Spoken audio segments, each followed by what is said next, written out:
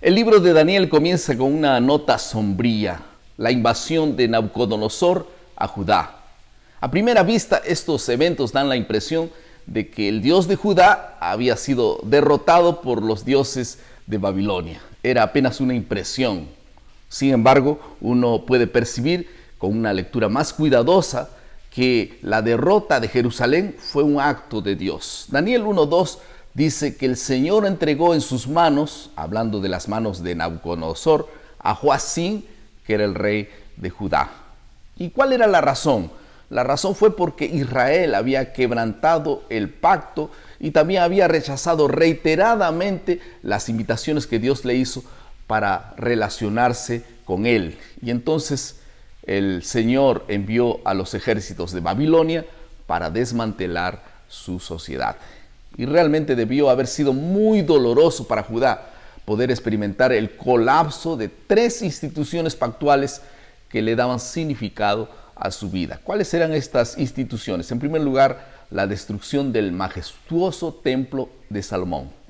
En segundo lugar, el rey davídico, el reinado davídico que llegó a estar bajo la tutela de Nabucodonosor y con el tiempo fue llevado cautivo a Babilonia.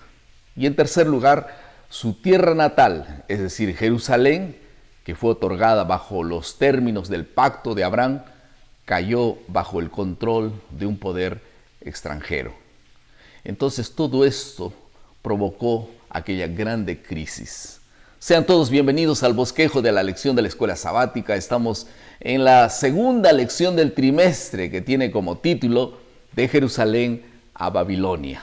Estamos estudiando el libro de Daniel. Y en el bosquejo de esta semana vamos a ampliar 2 asuntos. En primer lugar, la fidelidad de Dios a Daniel y en segundo lugar, la fidelidad de Daniel a Dios. ¿Todo bien? Vamos al primer asunto entonces, la fidelidad de Dios a Daniel.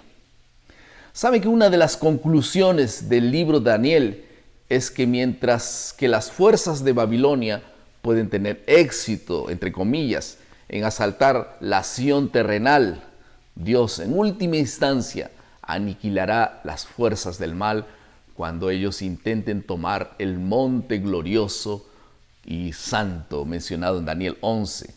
Y Daniel 12 dice que Miguel se levantará y defenderá a su pueblo contra las fuerzas que se oponen y también persiguen al pueblo de Dios.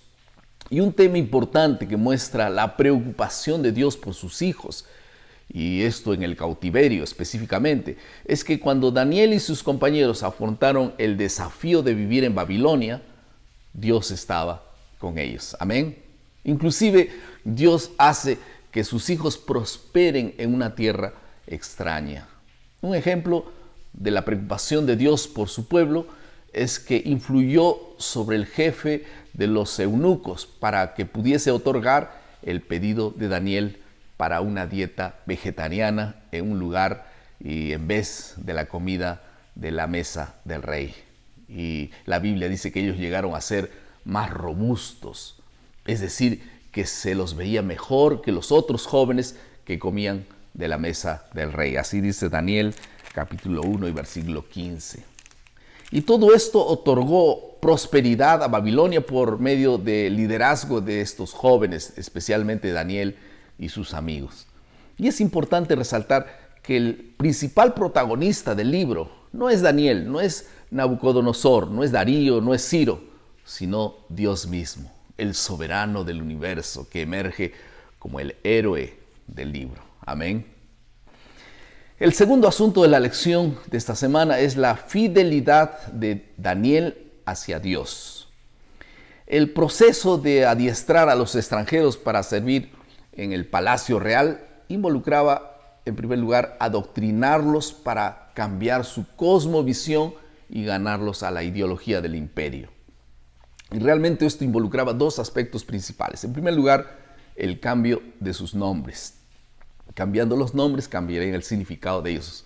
Belsasar, Mesac, Abednego, etc., que expresan la referencia religiosa a los dioses de Babilonia, tales como Bel, Nebú y Acú, que eran los dioses de los babilonios.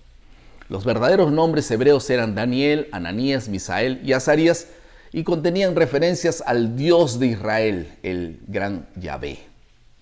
Otro aspecto importante del proceso de conversión fue el intento de cambiar la dieta de ellos. Ellos no podían participar en comer los alimentos de la mesa del rey, básicamente por dos razones. Porque la comida pudo haber sido ofrecida a los dioses babilónicos, y en segundo lugar, porque la dieta judía simplemente era más saludable. Y al reflexionar sobre la resistencia valiente de Daniel y sus compañeros, me toca decir que surge una lección importante. La educación temprana en la niñez es crucial. Los cautivos hebreos florecieron porque estaban sólidamente afirmados en la cosmovisión hebrea. Algunas aplicaciones al final de nuestro bosquejo. El ejemplo de los cautivos hebreos establece un paradigma para vivir en una cultura contemporánea, y por lo menos hay 3 áreas que debiéramos aplicar. En primer lugar, nuestra cosmovisión distintiva está fundamentalmente basada en la palabra de Dios. Más específicamente nuestro concepto de Dios, del gran conflicto, del pecado, de la salvación, de la ley de Dios, del santuario y de las cosas últimas de la escatología que tenemos. Todo esto forma un sistema integrado de creencias que provienen de una perspectiva bíblica. Por esto, en primer lugar, la Biblia. En segundo lugar, como Daniel, debemos percibir que el estilo de vida es importante.